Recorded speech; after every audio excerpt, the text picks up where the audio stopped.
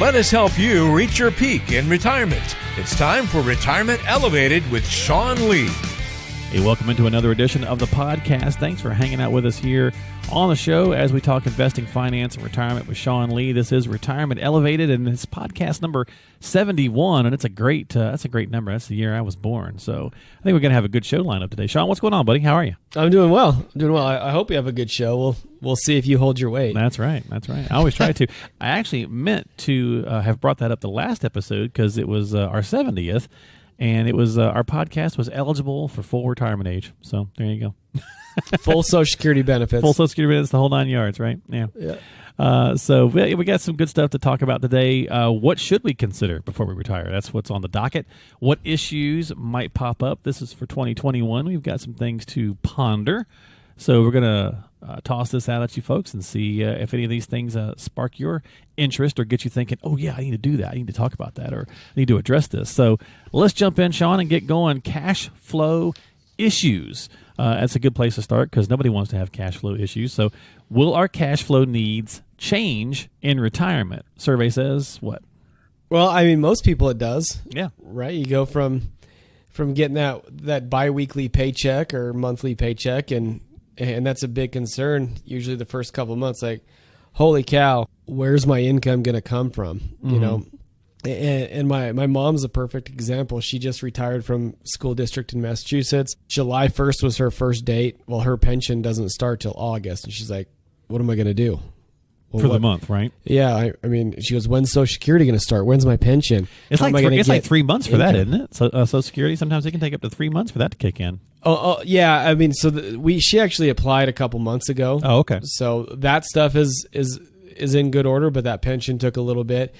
And so that's really what you need to consider. You know, if you're receiving a pension, mm-hmm. What payout option do you take? You know, some of them have single life payouts, some of them have joint, some of them have lump sum options. And so you really want to coordinate your strategies from a pension perspective, you know, between your pension, your Social Securities, and even if you have life insurance, it's helping you to determine how you draw and how you take your pension. Okay. And we've got this kind of in a checklist here, Sean. So I think if folks would like a copy of this, we could probably send this out to them as well, correct? Yeah, we can upload it into the podcast. Okay. So again, these cash flow issues, there's a bunch of stuff on this list, so some things to consider before we retire. So again, it's kind of a checklist. So if you'd like a copy of that so you can go through it on your own, feel free to just reach out and let us know. All right, so we talked about cash flow, talked about the pension. Are we retiring early? If so, some things to consider. Well, and Social Security is a big one. And I tell people, like, listen, if you retire between 59 and a half and 72, that's like your golden years of retirement. And I don't mean golden years as like the Golden Girls, but I mean, that's like the one opportunity that you have mm-hmm. to choose how you want your incomes. So taking some time and planning and saying, all right, when do I strategically want to take Social Security? What's the most optimum time to take Social Security out to generate the least amount of stress on my portfolio? Use Social Security as a tool to pull out less of your money. Right. Okay. And then even if you get a little bit less, you're still putting less stress on your assets. But there will be a mathematical point in time. You know, do you do Roth conversions at that point in time? It's the only period of time where you'll have access to your money, but you won't be required to take any of it out from the IRAs and 401ks and retirement accounts. So do you do some Roth conversions? Do you spend down some of your IRAs strategically so your required minimum distributions down the road aren't too high? So when you start to look at retiring early, a big portion of that is how do you coordinate your cash flows to give you the most beneficial and most strategic withdrawal strategy for your plan, not only during that early time, but long term. Okay. Now we're talking about Social Security and pensions and so on and so forth. What is the Social Security windfall elimination provision, Sean? Because if you're one of the questions on here is, will you or your spouse receive a pension from maybe an employer that did not withhold Social Security taxes? I didn't even know that was a thing. So it's a calculation, and the Massachusetts pension system does this, and this is where my mom came from. Okay. So because she didn't contribute to Social Security, she did not receive benefits for or credit towards Social Security. So her Social Security was actually reduced down because those benefits were paid into her pension. And so fortunately she had a bunch of years in Wyoming to where she still received a decent amount. I think that her Social Security was only discounted by $400, but you have to, in states and businesses and companies that don't withhold Social Security to offset into a pension, an employer pension, you will have a reduction, or you could have a reduction of Social Security benefit based on this windfall elimination provision. Okay. All right. So it is a thing that's out there then for certain areas. So that's good to know. Yes, yeah. it is. We know kind of most of the time, Sean, we've talked many times on the show that if you're married, are you working together with your advisor on a Social Security claiming strategy for the married couple? But let's change it up this week since that's on this list as well. But let's go to the unmarried, maybe married previously and now currently unmarried. Like my mom, for example, she's 80, and she found out, a couple of years ago that she could actually do some different things with Social Security based on prior husbands. So share some of that information. So, and this is, there's two specific periods of time that matter in this. If you're married and divorced, okay, or married and your spouse passed away. Oh, all right. The first one is if you're married for at least 10 years and the marriage ended in divorce, you may be eligible for benefits under your ex-spouse's record, which means that you may be eligible for the spousal benefit of your ex-spouse.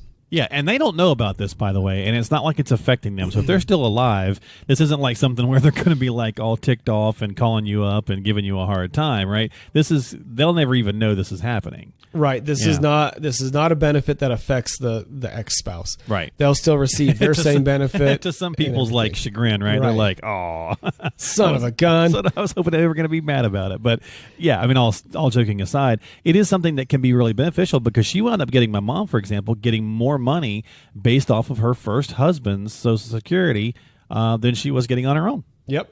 And that's a big deal. I mean, usually and the reason that the spousal benefit is there, it's there for spouses that are not in the workforce. They're home taking care of the family, right, raising the kids, and they're not getting those credits towards their own Social Security. So the spousal is there. So your mom, she has the right to take that benefit because she probably, during those years that she was married, she was not working. Right. She was taking care of my brother and sister. Yeah.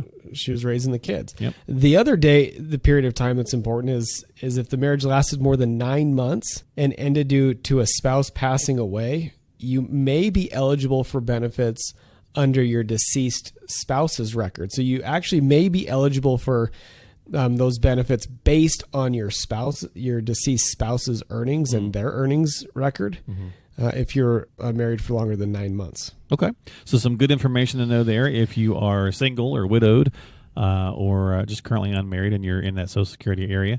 Again, some good stuff to cover if you had not thought about those things. Health insurance issues, Sean. Will we be retiring at 65 and need health insurance? Or before 65, I should say, right? Because there's going to be that gap. Right. So, I mean, you have to make that decision. If I retire before 65, I have to go out and get insurance somewhere because Medicare doesn't hit until 65. So you can go into the health insurance marketplace. You could go and just buy your own policy. You could go under COBRA.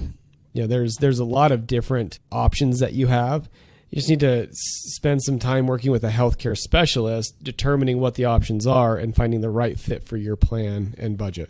I imagine that's got to be the bigger component to a lot of people's plans or strategies to retire early is figuring out that healthcare gap, right? Somebody comes in and says, Sean, we've done this, or this, and we really want to retire at 60 or 62 or whatever. And it's like, okay, well, this is a big one we have got to address because you're going to need something to cover that gap in the event that you get sick. Right. Health insurance is between $800 and $1,200 a month for a family that's retiring a little early. That's not hefty. A little cost. No. I mean, you probably want to budget for that and figure that out in advance to pulling the plug and just making sure that, okay, from a healthcare perspective, we're covered. Our household budget may have needed to be $6,000 a month, but with healthcare, maybe we need $7,500 a month, and just making sure that your plan can still account for that and handle it before you decide to take that leap into retirement. Okay. What about additional insurance, such as vision or dental coverage? We were talking about Medicare before. Doesn't cover that. No, and that's individualized, right? Like I got LASIK years ago. I'm still fortunate enough that my vision's 20/20. Vision's not a big deal for me personally, but dental is. Get your teeth cleaned every 6 months, and you keep that upkeep. So that's really one of those things that you come in and you say, well, is this necessary for my family? Is it a benefit that I need to have or I want to have to help protect us from a maintenance perspective? And really, it's dental's not cheap if something goes wrong. Oh no. So you're a couple $1,000 in. Do you want to roll the dice? You don't have some insurance coverage to cover that. And you can usually buy like over the open market dental coverage. Yeah, and for seniors that don't have it definitely can be interesting. My mom, she had to have cataracts, and of course, that doesn't cover the cost of going to the eye doctor, but it did help on covering part of the cost of the eye surgery, right? Because of that, that portion's covered. But like the visits to the eye doc, the follow-up, glasses, so on and so forth, those things typically are not covered. So want to have those conversations if you need to kind of put something in place there. And HSA, are we contributing to it? What happens as we get closer to retirement with our HSA? Well, you don't have to spend it down at any time. So you can, or at a specific time. It's not like a flexible savings plan where you have to pull it out every year. Okay. And so we'll see a lot of families just ratchet up the savings into their HSA, and that helps to cover their premiums during that gap. So they're not out of pocket as much money. They're actually just using their HSA to cover those premiums. Gotcha. Now, this next one's got some funny terms on here, Sean, so why don't you explain these to us? It says, will your MAGI exceed $88,000 single or $176,000 MFJ? What is all that jargon?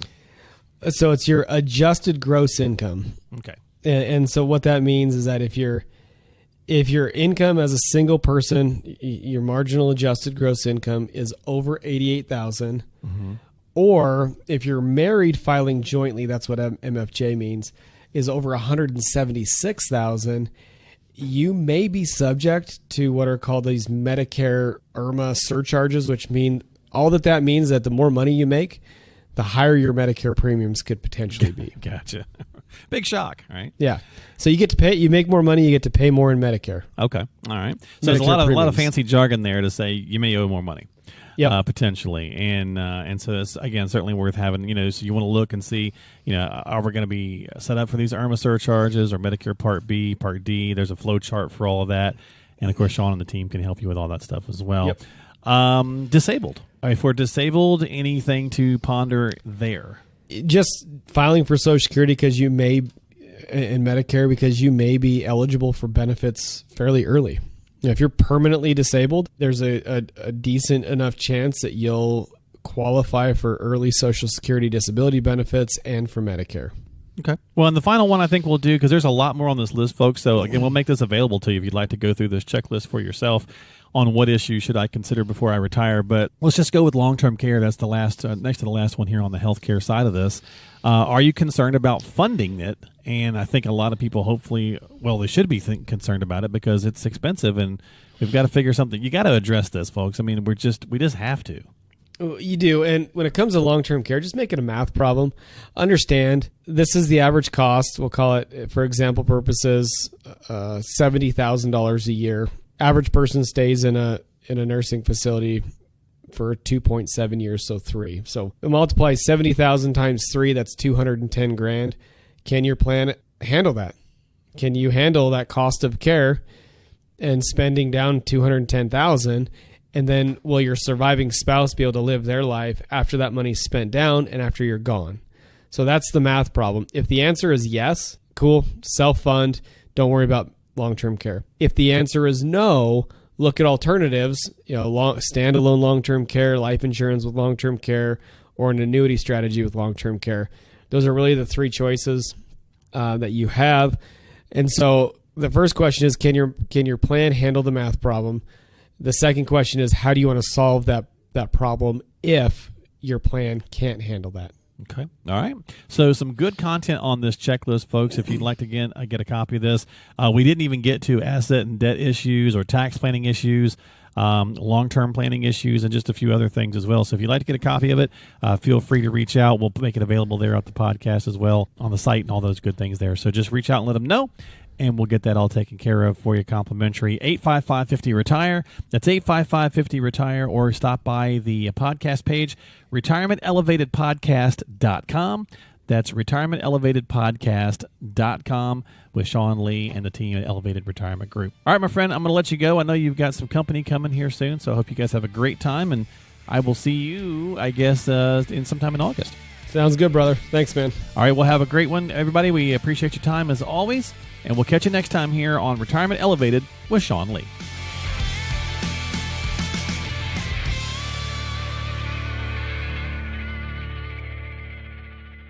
Investment advisory services offered through Elevated Capital Advisors, LLC, and SEC Registered Investment Advisor.